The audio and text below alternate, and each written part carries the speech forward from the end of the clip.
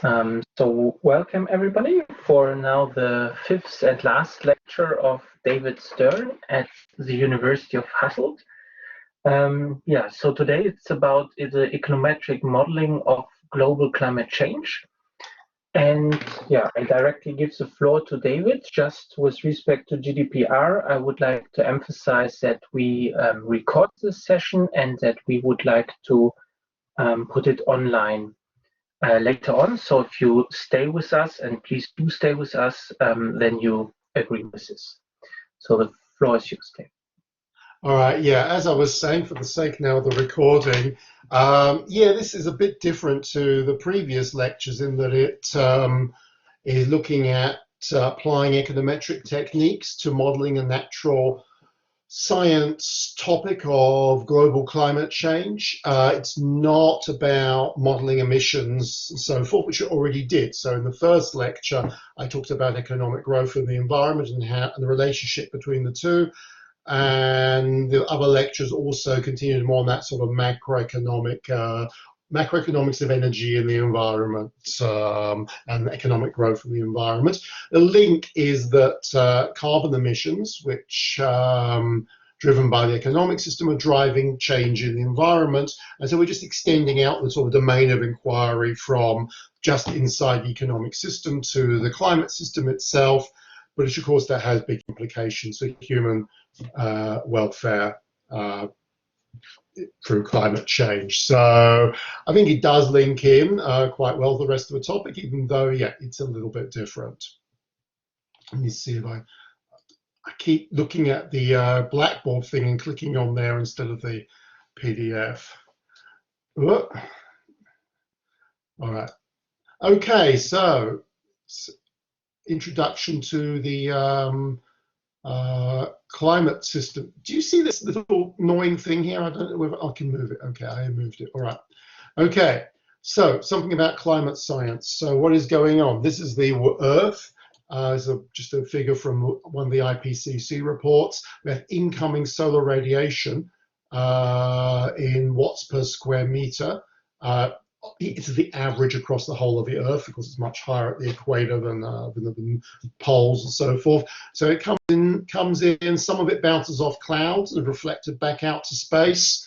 Some of it is absorbed by the atmosphere on the way down. Some bounces off the surface and reflected back into space. And then about half of what was coming in is absorbed by the surface, so it warms up the surface.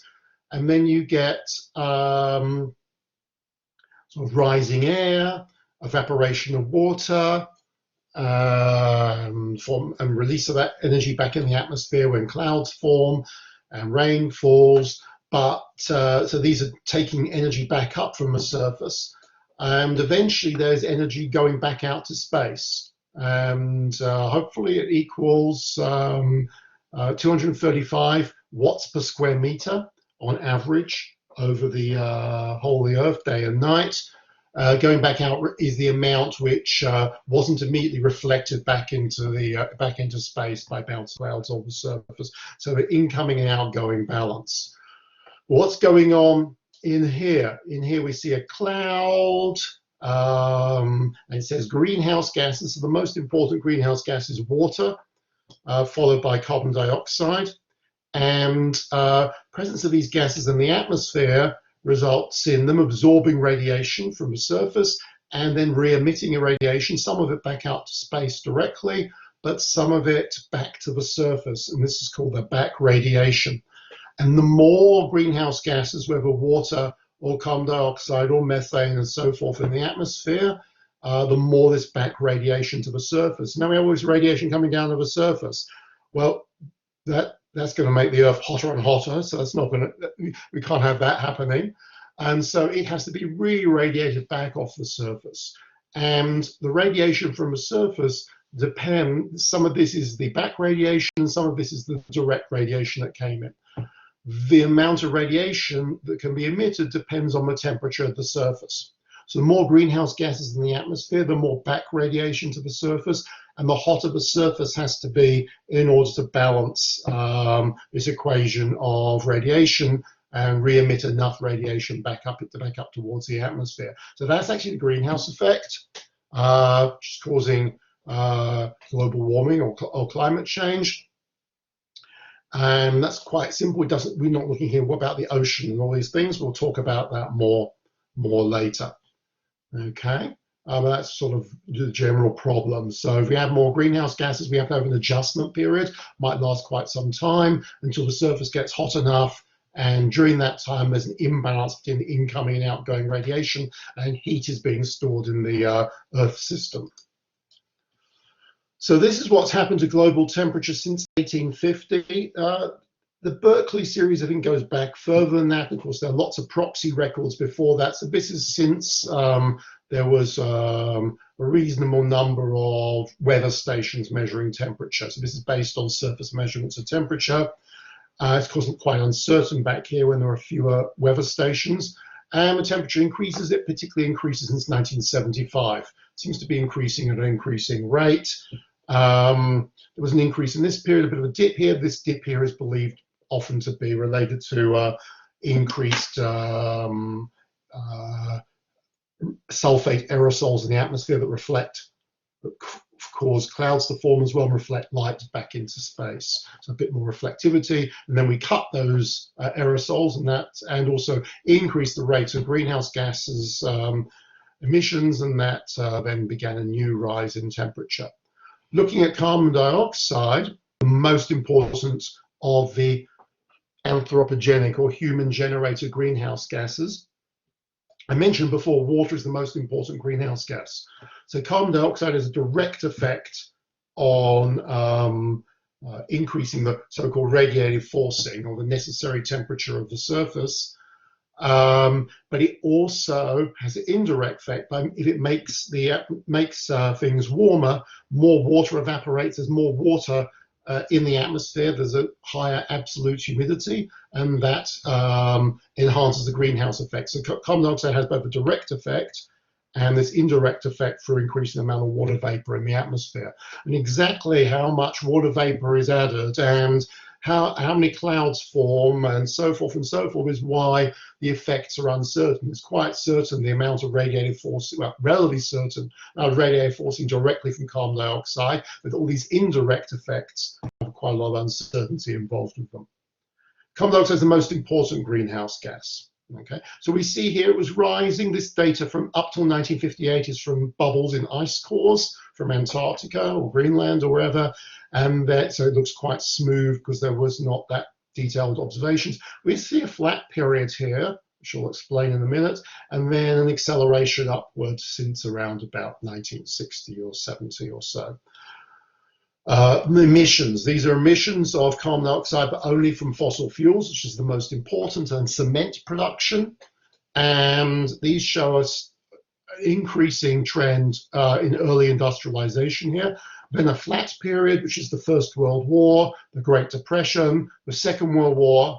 Okay, so it's interesting. Those can actually be kind of seen in this flat period in carbon dioxide concentration in the atmosphere. And then after 1950, there is generally an upward trend with the effect of recessions, oil crises, and so forth on the way up. That's the great, so-called Great Recession here. Okay, I think 2008 or so. So they said that carbon dioxide is the most important, and the most important source of carbon dioxide is from fossil fuels. So this is total anthropogenic greenhouse gas emissions over 40 years up to 2010. And unfortunately, I haven't updated this from the IPCC report from a chapter that I was a co-author on. It was on trends and trends in emissions and so forth, and historical trends. So by 2010, 65% was from CO2 from fossil fuel and industrial processes, which was more than the share that it had back in 1970. So both carbon dioxide from fossil fuels increased its share, and the absolute amount also greenhouse emissions increased over this 40-year period and has continued to increase, as we'll see. Well, we can see here that the total from fossil fuels and cement has reached around about 37, 38, and then it was just about a bit above 30, so there's been some further increase in this line since then. This is CO2 from forestry, land use change, and so forth. And then the other important greenhouse gases, they're expressed in terms of how much radiative forcing they generate relative to carbon dioxide. So they're expressed in carbon dioxide equivalent terms, which is quite uncertain and varies depending on your time horizon. It's methane here. It's the next most important greenhouse gas, and then dinitrogen oxide, and then some chlorofluorocarbons and so forth up here. Okay, so those are greenhouse gas emissions. So CO2 is the most important. And where are the greenhouse gases coming from? This is the link towards sort of the economy. Industry is big here, transport, buildings, land use change, and so forth. It's quite uncertain, but it's about as big as the industry category. And this electricity generation is the yellow segment, which is then used in industry and buildings and so forth. So probably industry is the number one emitter of greenhouse gases, directly and indirectly, and then land use change is probably the next biggest. So they're quite a lot from kind of the activities driven by economic growth. The green bar here is greenhouse gases. These are in terms of the sort of an accounting for the warming seen between 1951 and 2010. So observed warming was about 0.6 to 0.7 with some error bar around it.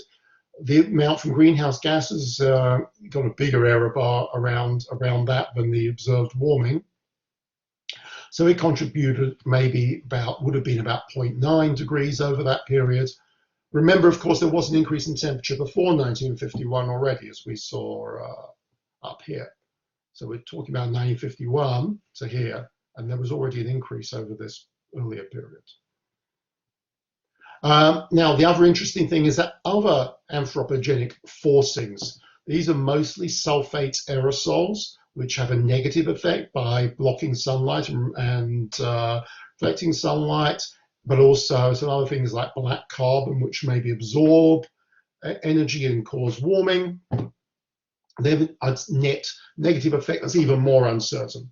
It's going to turn out to be important later. Combined anthropogenic forcing is this.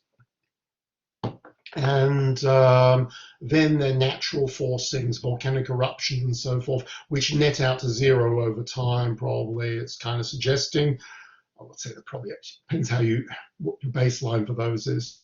And then natural internal, well, I guess it's relevant 1951, natural internal variability. So these are fluctuations in the climate system, which is quite chaotic. Okay. So we mentioned these other anthropogenic forcings. The most important is sulfur emissions. So this is world sulfur dioxide emissions. Sulfur dioxide doesn't stay very long in the atmosphere. It falls out as acid rain. And so we look at emissions rather than concentration. It shows a similar pattern to carbon dioxide. A sort of rising ramp here, a flat period during the world wars and depression, a big steep rise, then it breaks with the carbon dioxide and has a decline starting around 1975 as there were attempts to clean up pollution in developed economies, and then the collapse of the former Soviet Union and reform of those economies and so forth. We had overall a now beginning of trying to clean up the pollution in China. We've seen an overall a decline. This bump here is sort of China coming on stream and then saying, oops, we have a bit too much pollution, let's try to do something about that. So yeah, so it's on downward trend. So that has now a warming effect, that we're having less of this stuff in the atmosphere. It's good in terms of less acid rain deposition. Okay. So why econometrics? What has econometrics got to contribute to this? Well, been suggesting, of course, that emissions are driven by economic activity. And so greenhouse gases in the atmosphere are driven by economic activity. This illustrates how closely that relationship is. The blue line is, this is growth per year from 1990 to 2019, and blue is the growth rate of the GDP. The red is the growth rate of energy use, which we've seen in the previous presentation, is quite closely coupled to the growth of GDP, though there are periods when energy intensity fell, like this one here, but then it seems to be quite well coupled. And then carbon dioxide emissions from fossil fuel use are tightly bound up with energy use. So there's a bit of drifting apart here due to more renewables coming into the picture. So there's a close link between CO2 emissions and the fluctuations in the GDP. And so we expect that the time series properties of global climate variables, including the temperature itself, will be quite similar to those of many macroeconomic variables.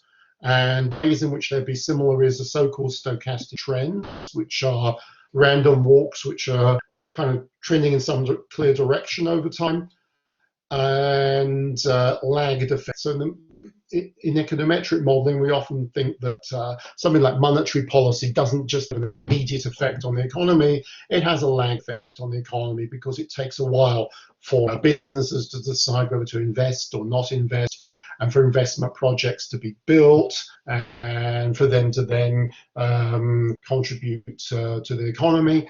And so there are lagged effects. In climate, there's even more lagged effects, as we'll see. There are an immediate effect. Is there sunshine landing on the surface and warming the atmosphere or not? But then the ocean is a key thing, which is ocean stores a lot of the heat in the system, and it takes an awful long time, talking about hundreds of years or millennia, to warm up totally. And so there are very, very long lags in the climate system. Doesn't mean there aren't immediate effects. There are, and then they're long, extended, smaller effects. And over really long periods, there are also, of course, changes in ice caps, which take time to melt or reform, changes in vegetation, and both of those affect the albedo of the Earth, the percentage of light that's reflected back to space. So we think because of these features and the close connection to economic variables, macroeconometric tools, time series econometrics, should be useful also for analyzing the climate system. So I'm going to show you some demonstrations of using these tools. To first of all, just look at the relationship between just carbon dioxide and temperature globally, and see whether that seems to make sense as being a close relationship.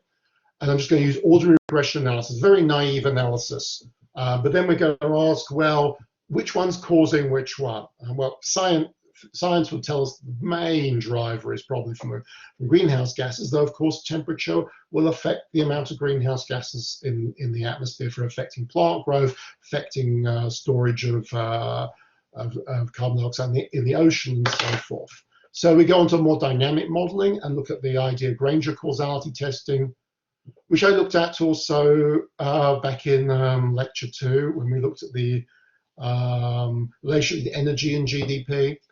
And then going on to final section of the presentation, we'll look at a model which also builds the very, very long lags of decades or hundreds of years, which are required to warm up the ocean, by trying to actually model the ocean as well as the atmosphere, and see how that improves our estimates of the effect of greenhouse gases on temperature.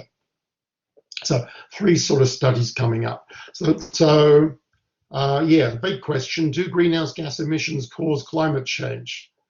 Okay, so we start off with a very naive model, and we get carbon dioxide concentration in the atmosphere, the current one, each year, annual data, and carbon dioxide in 1850. This is a standard formula for approximately calculating the effect of carbon dioxide on this radiative forcing, how much back radiation effectively there is to the surface in watts per square meter. So we can compute forcing as basically a log of, it's the change in forcing since 1850 due to carbon dioxide. So 5.35 times a log of that sort of index. A lot it does, you double carbon dioxide, and then you've increased by another same amount, you don't get again as much radiative forcing. It's a logarithmic. You have to double it again, to quadrupling it to get to again double the to get the same increase in radiative forcing again. So we take that variable, we take the global surface temperature variable, regress one on the other. These are the estimated coefficients. These are the standard errors, okay? A very high R squared, not surprisingly, as they're both trending variables, as we've seen, tend to have very high R squared. And looking at this 0.63 coefficient here, we can, if we multiply this by 5.3 log of 2 for doubling carbon dioxide, we find out how much the temperature would increase for doubling the carbon dioxide in the atmosphere. And that's the standard definition of climate sensitivity. Here it's 2.32 degrees for doubling, what's going on here? For doubling carbon dioxide. Now how do I get that thing to disappear? Oh, there it's gone. 2.32 degrees for doubling carbon dioxide. Okay. This is very naive. I'm not including other greenhouse gases. I'm not including sulfur emissions, volcanic eruptions, or anything else. Very, very basic model. Okay. But yeah, of course, two things are trending together. Both are increasing. You're going to regress one on the other. You're going to get a positive regression coefficient. Doesn't mean the two variables are necessarily related to each other. So this is called the issue of spurious regression. So are they related to each other? Well, there's a whole lot of econometrics literature which looks at that issue. And this is called literature on correlation. So temperature and radiative forcing do seem to be what are called first order integrated, or so-called I1 variables. The simplest I1 variable, integrated order 1, is a random walk where x is equal to its value in the previous period plus random error. And so over time, it's just the sum of each of these random shocks. So it's just, that's why it's a random walk, just these shock, shock, shock to go any direction. And there might be a constant in here as well, and then it would tend to, or effectively that the shocks don't have zero mean, and then it tends to go in a particular direction. Okay. Now, two random walk variables or I1 variables share a common trend. Okay. Then it said in econometrics literature they co-integrate, so the linear combination of them is stationary, or it's linear co-integration. Now that means that that combination doesn't trend anymore. It looks maybe not white noise, maybe quite red noise, and having quite a lot of autocorrelation in it, but it's no longer a trending or integrated variable, no random walk behavior in it. And if that is the case, then this is the Granger won the Nobel Prize, partly for this work.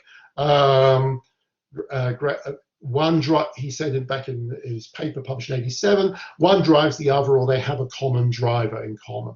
Okay, so it's an interesting method to see, are variables really driven by common drivers, or one variable driving the other, going beyond just saying, well, they both increase, but that doesn't mean anything. Lots of things increase. Okay. So temperature and forcing co-integrate, one drives the other, or they share a common driver. So at least we've got one step ahead. So this is the fitted model, that very simple model, fitting the carbon dioxide series to, fitting the temperature series to the carbon dioxide series. It looks like they fit pretty well. It looks like the fluctuations of temperature around that trend are serially correlated, but quite sort of stationary and random. And if we go on to look at, whoops, press the right button. If we go on to look at, this is those residuals. So I just subtracted the blue trend and got these residuals. They do just look like they're fluctuating around zero. There's no particular trend in them. Yes, they are serially correlated. And that looks stationary. So if that's the case, we say these two variables are co-integrated, forcing from carbon dioxide and the temperature, and probably they have a common driver, or one is driving the other.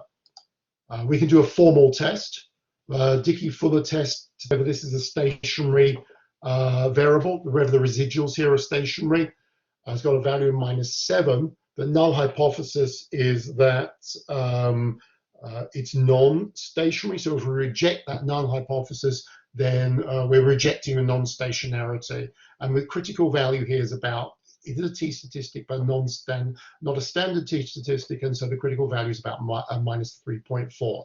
The augmented Dickey-Fuller that includes some lags has a value about 3.8. So it's looking like this is a stationary residual temperature and forcing co-integrate, so they have some common driver between them. But which way is it going?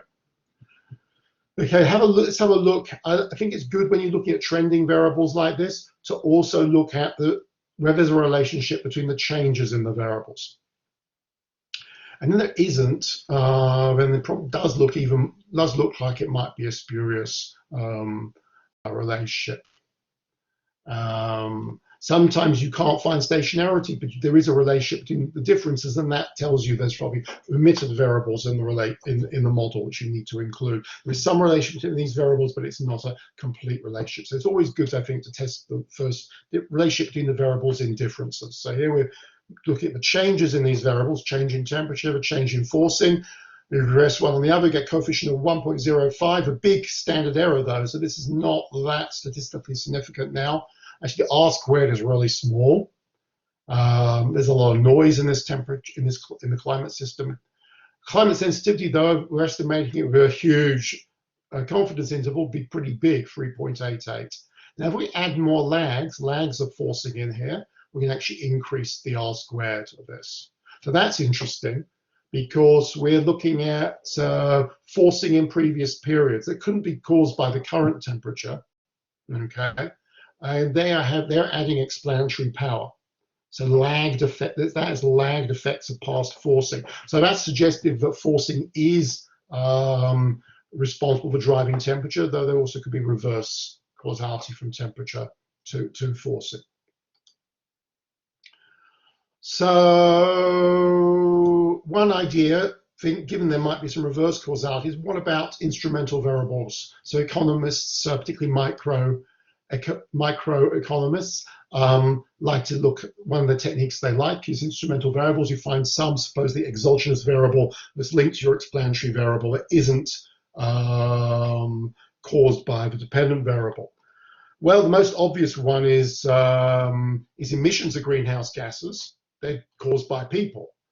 The trouble is there is some reverse causality, because if the weather is getting hotter or colder, perhaps that is driving emissions of greenhouse gases by humans. And there are other issues as well. You could deal with some of the other issues. They're correlated with this regression just has carbon dioxide, doesn't include sulfur aerosols and so forth. So emissions of carbon dioxide are probably correlated with the sulfur aerosols, as we already saw. But yeah, you could include those as control variables. But I think the key problem still is that temperature maybe affects how much greenhouse gases people are emitting. If you use emissions as an instrumental variable, you get a similar kind of result as you get as you got for this regression here. The results don't change much, but people might still throw some doubt on that as a method. So this hint that adding lags of forcing seems to help suggests we can suggesting there is some causality from forcing to temperature, suggests generalizing that idea and using a time series model, a dynamic time series model, and testing for so-called Granger causality. So Granger causality sees do past values of a variable help predict another variable when we also consider the whole past history of that other variable, the dependent variable, and other relevant control variables. And so it uses that sort of time ordering to try to establish causality. And we looked at this in a 2014 paper in Climatic Change, which I'm going to give you some results from that. So I probably had this slide or something like it in lecture 2, and I talked about Granger causality testing between energy use and GDP. So for those of you who weren't there, we have 2 variables. You can have more. In this system, we just have 2. Y, here it's going to be temperature, X is going to be radiative forcing, and we regress them on lagged values of themselves and lagged values of the other variables, okay? And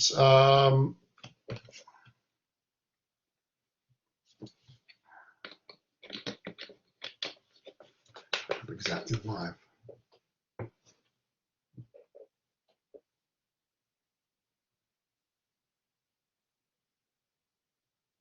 Oh, okay. Yeah. All right. Yeah, there might be y might not be a single variable. Y might be a vector of variables. So that's all generalized the problem. I probably should have made it look simpler than that.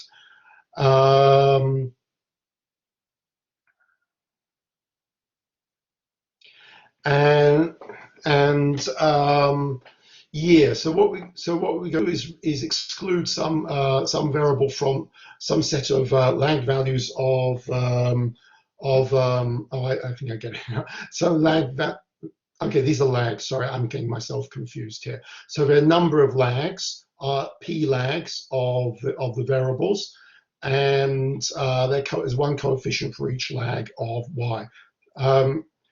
And then we have p lags of x, one coefficient for each lag of x.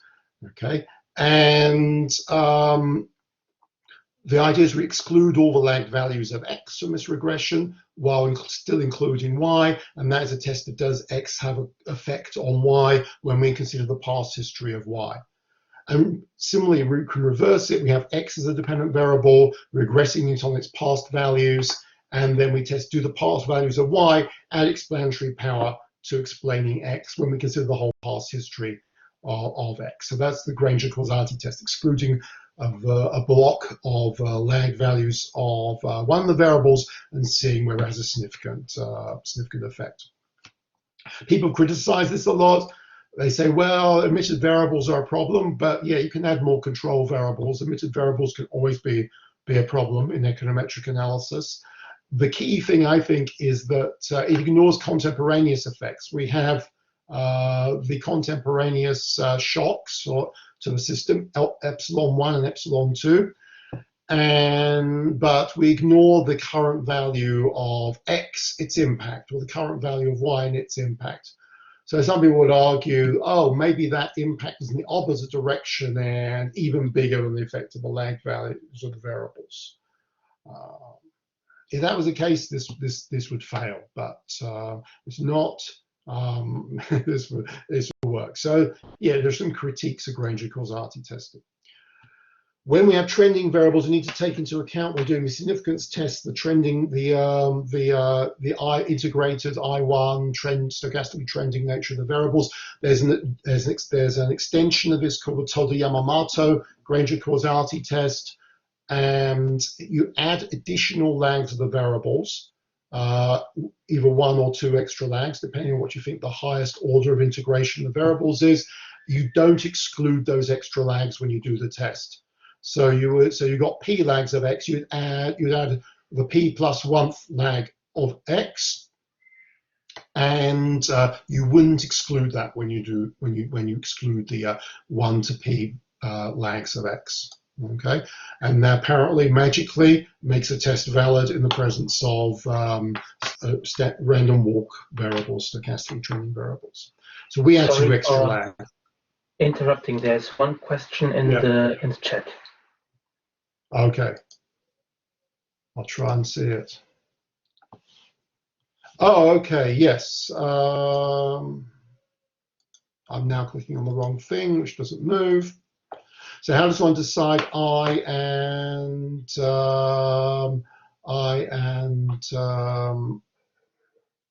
J? Yeah, you can do on the best fit to. There's a couple of things, either to use so information criterion, like the Akaike information criterion, find the best fit model, starting with a long lag and then having models of fewer lags. You can also use statistical tests like chi-squared or f-test to go down again from a large number of lags to a shorter number of lags.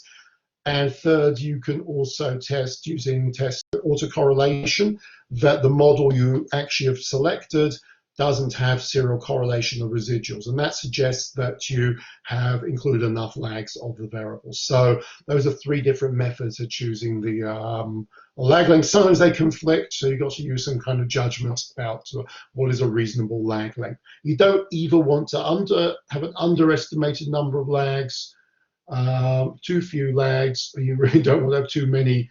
It does seem to affect the results quite a bit, depending on the kind of analysis you're doing. So you really would like to be near the right number, typically. So there are these different methods. Best to use all of them and see what they suggest, and do sensitivity analysis for alternative longer or shorter lag lengths. And so we add extra lags here to control for this stochastic trending behavior, which are not excluded in the test. And then you use a test statistic for excluding the variables. So we have lots of variables here. Temperature, we have two different temperature series, the one from the Hadley Centre in the UK, the one from NASA's GISS Centre. I think, no, I'm not sure that's still, that group is still working. We have a variable on ocean heat content, only for the top 700 meters back when we did this paper, top 700 meters of the ocean. We have data on greenhouse gases, volcanic sulfate aerosols, effects of volcanic eruptions, anthropogenic sulfur emissions, changes in solar irradiance, because the sun's output does vary over time, and then data on black and organic carbon from various sources. Now, these are all the variables. There are more variables one could add, but this is a good selection of the most important ones. These are the two different temperature series. They're quite similar. And this shows the ocean heat content in the top 700 meters of the ocean. This also starts increasing sharply around 1970. So heat is being stored in the ocean. We looked at 1850 to 2011, and we also looked at post 1958, because before 1958, the greenhouse gas data are not based on atmospheric observations, continuous observations. They're based on sporadic samples out of ice cores, and so they've been smoothed a lot. So we looked at the disadvantage of that later sample is, of course, less statistical power, but yeah, it's more accurate, the closer to the true behavior of the system. In observing the gases directly. We tried both time series of temperature, adding ocean heat content or not. We looked at total radiative forcing. We looked at breaking it down anthropogenic and natural radiative forcing, and then breaking it down that's what's in anthropogenic and natural forcing. Natural forcing, solar irradiance and volcanic aerosols, and these are the anthropogenic things. We looked at breaking that down further as well.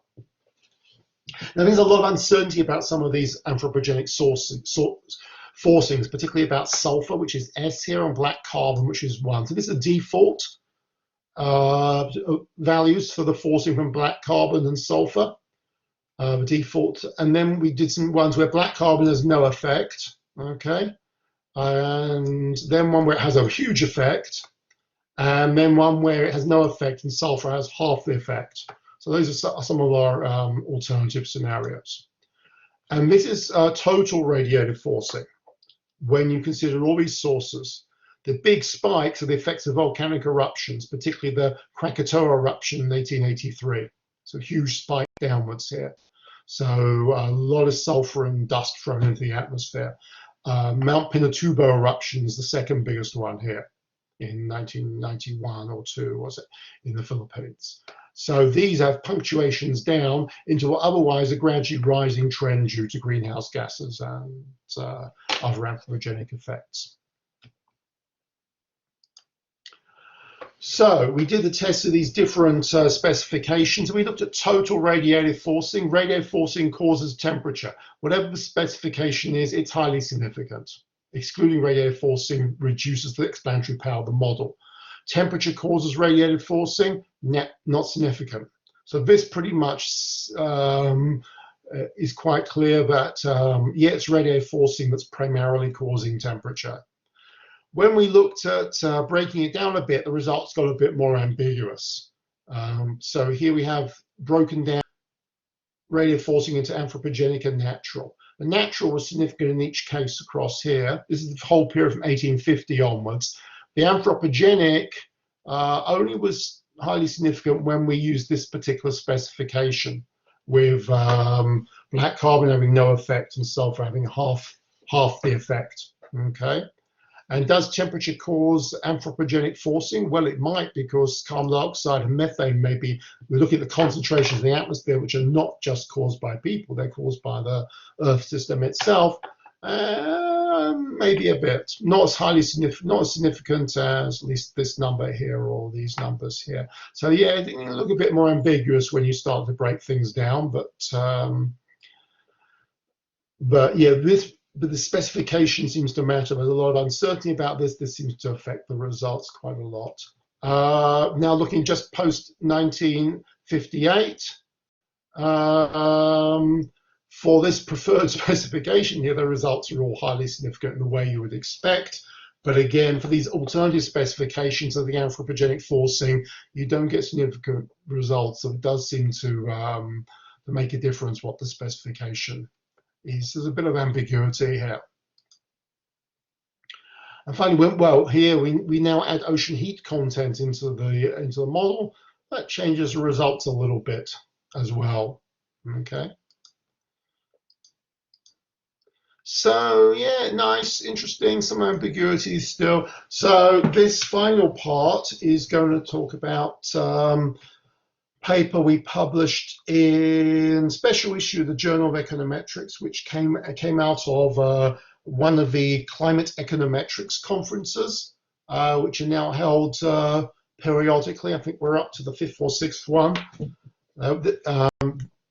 And Stefan actually presented this at one of these conferences, and then we finally got the paper out into took a long publication process as it typically does in economics. And so it was published in 2020, but the data only run up to 2014. So it seemed like in that last analysis here, adding ocean heat content seems to have some sort of effect, but we have a fairly short time series, so maybe this is an important thing. So climate econometrics, you can see that these conferences, not all of it is modeling of a climate system. A lot of it is about more sort of modeling human activity itself, or human responses to climate change and so forth. But most people who've tried to apply econometrics to the climate system, most of those papers have ignored explicit role of the ocean. And I think because of that, most of those papers have relatively low estimates of the climate sensitivity compared to what it actually is.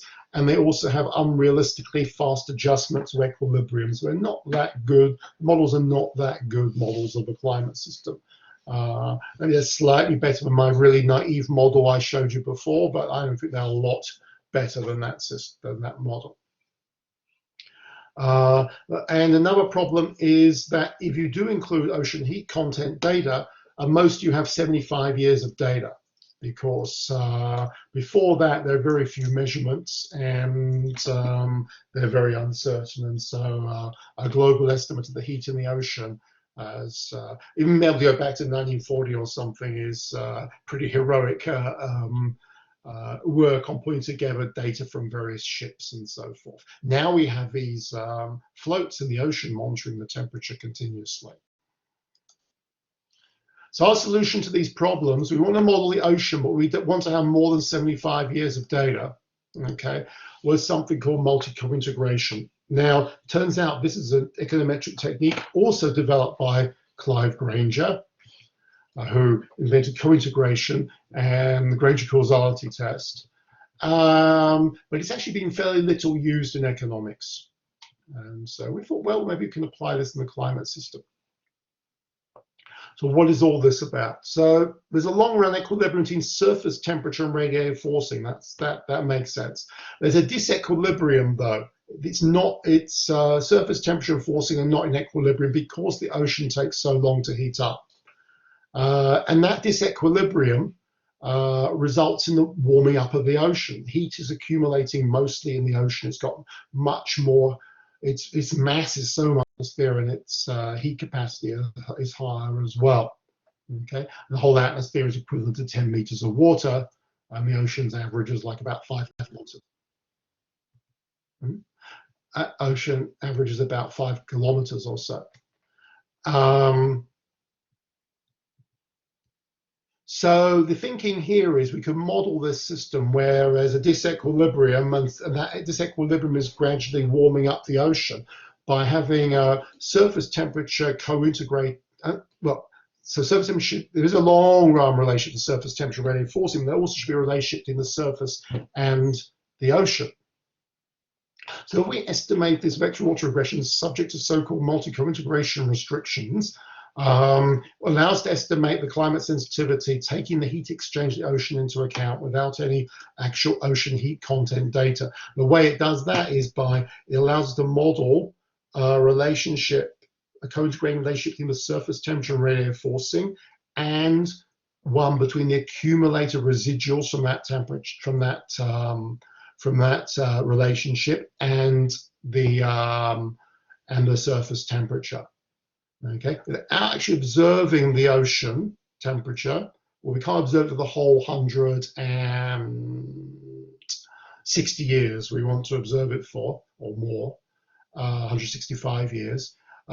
We reconstruct it from a disequilibria from this relationship between the surface temperature and radiative forcing. And we do that by setting up the model to have these restrictions in it that, but there has to be a long-run relationship between the surface temperature and this build-up of heat in the ocean. And that way we estimate the build-up of heat in the ocean rather than using measurements on it. So these are the surface temperature again. You can see more recently there's been an increase in the, even more increase in the temperature. This is a radiative forcing variable. You would have already showed you something like this. We use two versions here. One is a standard one again, and one is one with so-called modified efficacies. Particularly volcanic eruptions are adjusted here to have a lower effect. Some of the other forcings which we were concerned about back in our previous paper in climatic change, those numbers have been changed and are from what they were then, and maybe not so much of a concern. There's been more research on them. Okay, so that's a radiative forcing. What about ocean heat content? Okay, so the observations on ocean heat content are shown here. These are from Cheng et al. We did use that data as a sort of a check in our paper. And this is the top 700 meters of the ocean of the light blue squares, and the dark blue squares are the top 2,000 meters of the ocean. And that covers most of the heating. The ocean below that hasn't really been heated up very much as yet. It's still very cold. And the ocean's very cold at the bottom. It's hot at the top and cold at the bottom globally. So, but it's on the way to, so it hasn't really started to warm very much below 2,000 meters.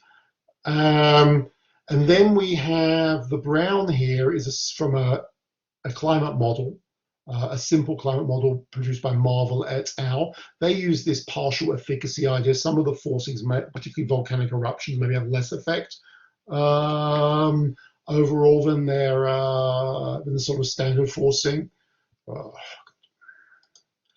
And that's their estimate of ocean heat content, this brown line here.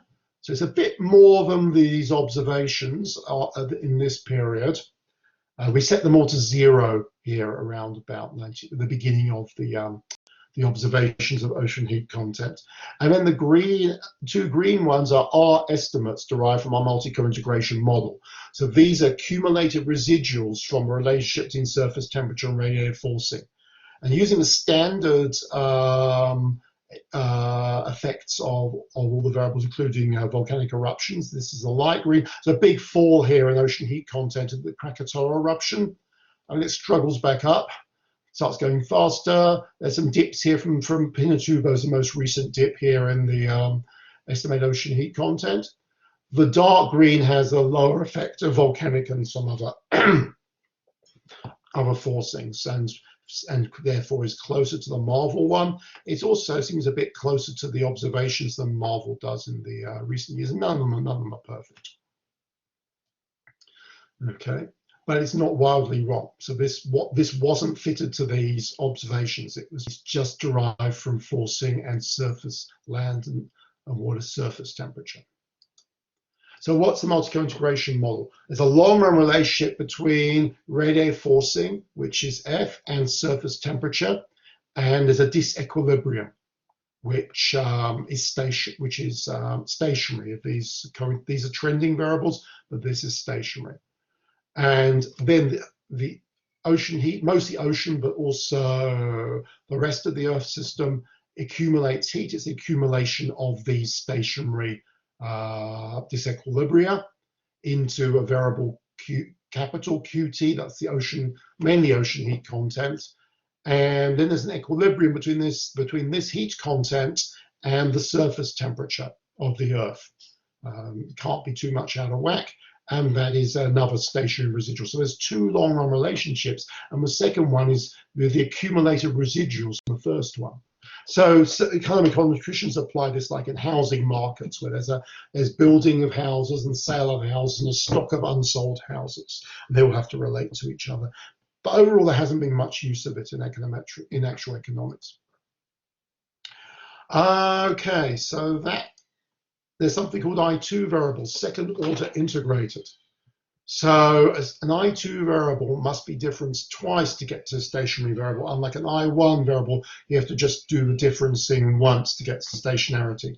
So this capital XT is how we represent here the I2 variables. It's accumulation of I1 variables, which are each accumulation of stationary shocks, okay? And we can use that idea to this was our long-run relationship between the original forcing and temperature variables. We can accumulate these forcing and temperature variables into artificial I2 variables, and then the difference between them is the ocean heat content, okay? And so again, this is the accumulated forcings, accumulated surface temperatures, which don't make any physical sense, but they're useful for this to estimate this model. And then multi-co-integration requires that the difference between these two variables, which is the ocean heat content, co-integrates, is related to the surface temperature and has another stationary residual. So this is our ocean heat content, which we don't use the data on it, we just use this estimate of it. And the estimate of the climate, what's related to the climate sensitivity, is called the climate feedback parameter. It should be super, super consistent in this I2 model setting, supposedly.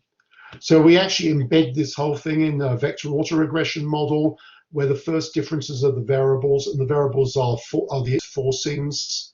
So these are actually the differences of temperature and forcing itself, because we've double difference the accumulated variables, and is related to past values of all the variables, some of them in differences and some of them in levels.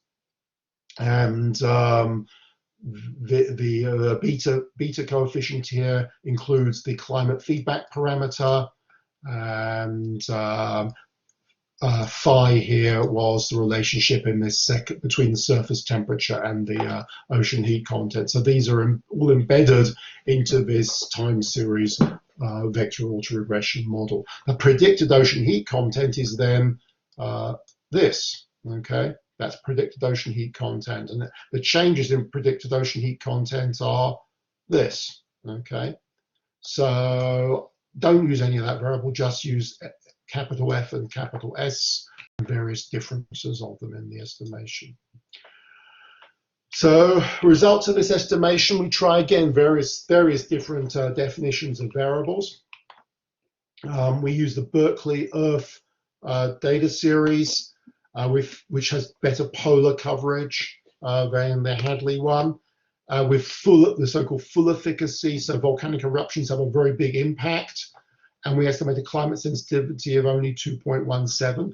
The transient climate response is what the temperature will be at the point at which carbon dioxide doubles. So you do a simulation of a model where carbon dioxide is increased every year by 1% for 70 years. It then hits doubling, and what is the temperature at that point? Okay, so that's called the transient climate response.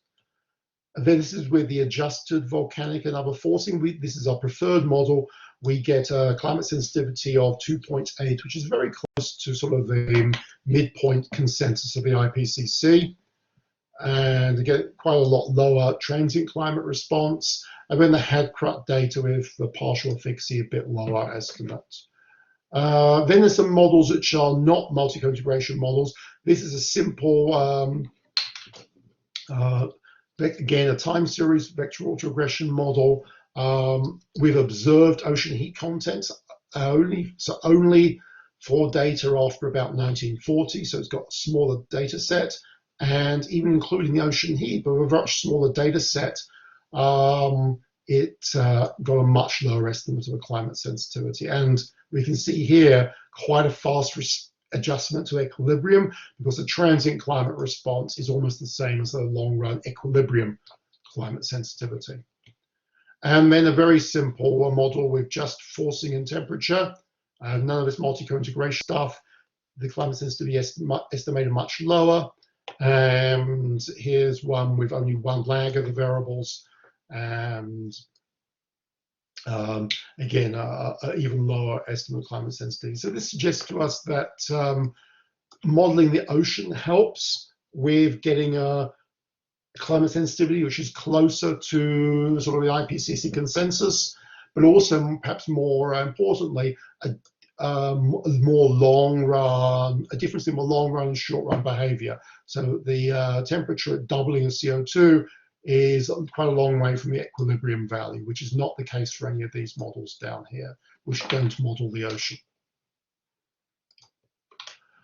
Confidence intervals, 66% one is here because IPCC say there's a 66% probability of the sensitivity being between 1.5 and 4.5. That's our actual 95% confidence interval. Whoops, things keep. The adjustment to surface temperature to ocean heat content, well, to equilibrium is reasonably slow, only about 1.6% a year. And there's also co-integration between the and we tested separately then, do the predicted system heat content, is it similar to the observed observations in the last 75 years? And that is the case. So here's sort of graphical representation of what is the model doing. So the black line here is the actual surface temperature observations we used, and the red is radiative forcing, and we have adjusted in watts per square meter, and temperature also adjusted to so that we can show these on the same scale. And the gap between the radiative forcing and temperature is heat uptake of heat into the system. So you can see in the recent years there's an increasing gap between radiative forcing and surface temperature. And that is made up by a lot of heat being absorbed into the system, into the ocean heat content. Another feature we see in the data is what happens with volcanic eruptions. In volcanic eruptions, you get big dips in radiative forcing, these negative effects, Krakatoa in particular.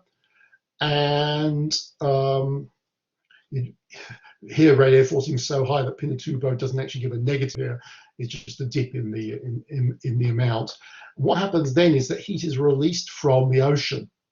So the actual decline in temperature isn't as big as the fall in radiative forcing. So we have these, that's why the ocean heat content falls after volcanic eruptions. And we saw that in not only our model, but also in this climate model. Marvel, that's our climate model, behaves quite similarly to our model. They just match quite well in this period around the Krakatoa eruption. So a very simple econometric model. It looks maybe complicated to you, but it's very simple compared to any sort of real climate model. But it seems to reproduce that behavior quite well. So that's interesting. And another way of looking at the same data.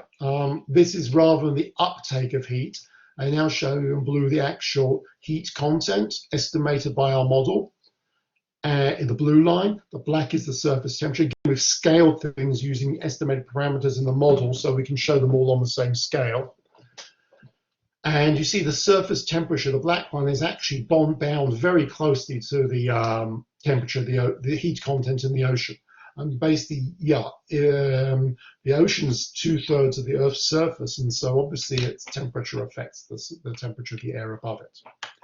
And they two can't be very far apart from each other. On the other hand, radiative forcing is a long way away from both the ocean heat content and the temperature. So there's a lot of catch-up needed by both the ocean heat content and the surface temperature to the amount of forcing in the long run. And that gap is, if anything, getting wider. But you do see, of course, the ocean heat content in the long run has responded quite well to the radiative forcing, but now there's been a widening gap in these decades as forcing really did increase a lot. So this is a disequilibrium in the system. And you can see here beginning to quite a large disequilibrium in 2014 between temperature and ocean heat content. So that would predict there'd soon be a snapback and temperature would rise and restore equilibrium. That's exactly what we did see. This hiatus, which a lot of people talked about, where surface temperature wasn't increasing, it ended. Temperature jumped up and got back into equilibrium with the ocean heat content. So there's not disequilibrium between those two for too long.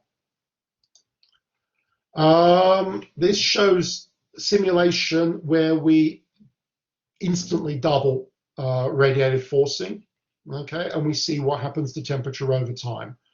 So the preferred model is model 2 here, and there is an instant effect, okay? So it's not that all the effects are lagged, the instant effect. After 25 years, that's quite large effect even, right? But there continues to be adjustment. Now, this adjustment is faster than in general circulation models of the Earth system, where the oceans heat over 1,000 years or so. It's a lot more realistic than some of these more naive econometric models that don't model the ocean. Like model 6 only has one lag and doesn't model the ocean. It has a very, very fast response to a doubling of CO2 and reaches equilibrium within just a few years, pretty much, and then just flat lines after that point. Model 1 used the headcrust, it used the partial efficacy data rather than that. It shows a similar kind of behavior. It's also a multi-co-integration model. So these have more realistic slow adjustment than these more naive econometric models. So conclusions. Certainly a lot more realistic results that we got out of a multi-co-integrating model when we imposed the energy balance. But the disequilibria get accumulated in the heat content, and the heat content has to have an equilibrium with surface temperature. It contrasts strongly with the previous, with other more primitive econometric models, and a slowdown in warming of climate change in the period of early 2000s. It could be predicted here it was going to end, similar to these events here ended. And yes, it did in 2015 already. 1 year after the end of our sample, there was a big increase in temperature and snapback. So some basic econometric methods helping us model the system and actually getting if you're sort of clever about it, not producing too unrealistic results compared to physics-based simulation models. But they can be used to establish statistical significance, and there really is an equilibrium relationship going on here between these observed variables. Okay, so that's pretty much it. I'm happy to answer any questions on that one.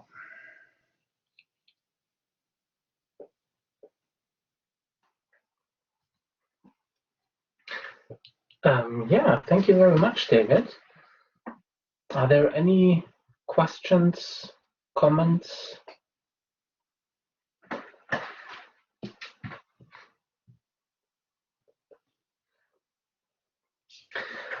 So while people are thinking about questions. I have one question about what's your take on the prospects of using econometric techniques in climate research. So do you think this is something that continues to be beneficial, or is this basically are we already at the peak of integrating these methods into climate research? Yeah, well, originally, way back, we started doing this kind of research back in the early 1990s. Richard Toll also did some research in time series methods then, and we got a paper into Nature on Granger causality in 1997. But we thought, oh wow, we've made it. But after that, it didn't get any easier to publish other papers. That was a fluke. I think it's because it was 1997 was the year of the Kyoto Protocol, I think, and Nature was interested in anything to do with climate change until it was a paper. The climatic change one in 2014 sort of followed up on that one. But yeah, after that, it wasn't easy to we tried to publish more papers, and it was always a big struggle. And more recently, we've seen finally some of this work has been cited in IPCC reports, and there's these climate econometric conferences. I don't think there's like a paradigm change happening here. Climate scientists still like to use simulation models and look at compare the predictions of those two observations rather than directly fitting a model to the data is their preferred approach. And it seems that macroeconometricians are kind of going in that direction too. DSGE models are more the trend rather than fitting time series models to the data is considered sort of, well, not as sophisticated or well, I'm only going to give you some information. So it's got more acceptance than it did. I don't think it's going to be accepted. It's shown some interesting things, but I don't think it's going to be a sort of total change in how people do this kind of analysis. And there are challenges. The system has got very, very long lags, which are hard to model using econometric methods. Very long lags, noisy data, and potential nonlinearities and so forth, which are not that well defined. And so, yeah, it's quite challenging to get good results out of it, I would say, as well. So yeah, I think there is some gains, but I don't think there's. I don't know, it might be the peak of it.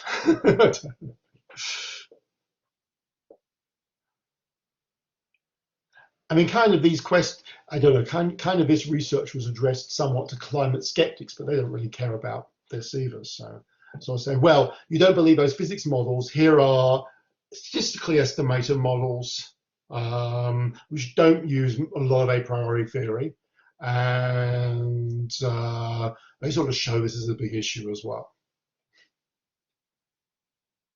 But that doesn't seem to be very convincing to anyone outside of econometrics.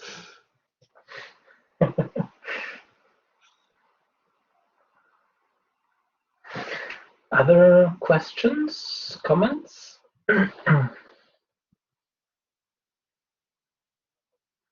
I think it's definitely interesting to apply econometrics to other areas and see what you can do and see what those yeah, I think this multi-currency ratio thing seems to be a good idea to fit to a model which has sort of stocks and flows, and it just hasn't been used very much.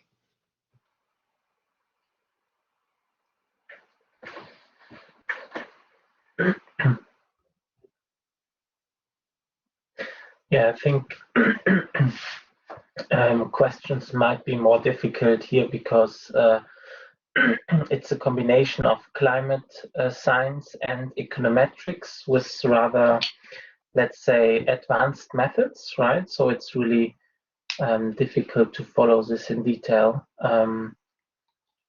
So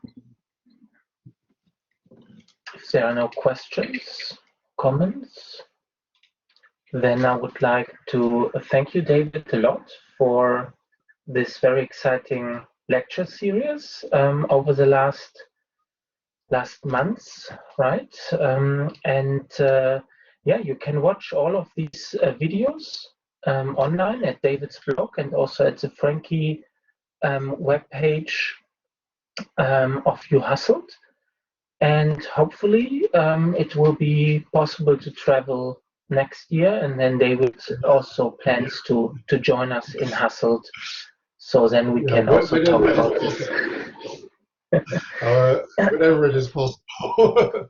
I'd like to travel back to Europe and come. And when I do, I will definitely visit in Hustle. But when that will be possible, yeah, hopefully next year. But I know the Australian government is so risk averse to letting people travel anywhere, as long as there's a virus anywhere in the world. Other countries might be saying, "Oh yes, you can come," but doesn't necessarily mean we'll be able to. The difficulty is not as much getting out of Australia, which you're banned in getting out of Australia unless you go for more than 3 months. The difficulty is getting back into the country. There's only a very limited number of passengers allowed to arrive every month in the country because of the quarantine. So I don't know, until India and wherever all vaccinate themselves, I'm not sure they're going to let anyone go anywhere. But we'll see. Hopefully it will all sort itself out faster rather than slower. Let's hope for the best, yes. Okay, so Thank you very much again. Any final words from your side, David? No, thank you for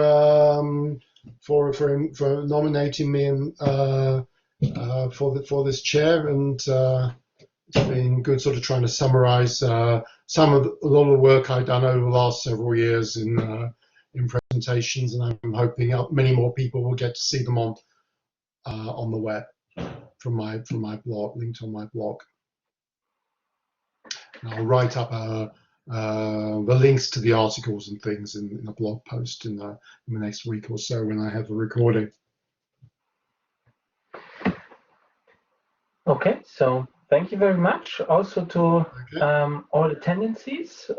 This was a really nice lecture series, and yes, spread the word about the recordings, and yeah, hope to see all of you soon in person, one way or the other. So, all right. bye-bye. Bye, thank you.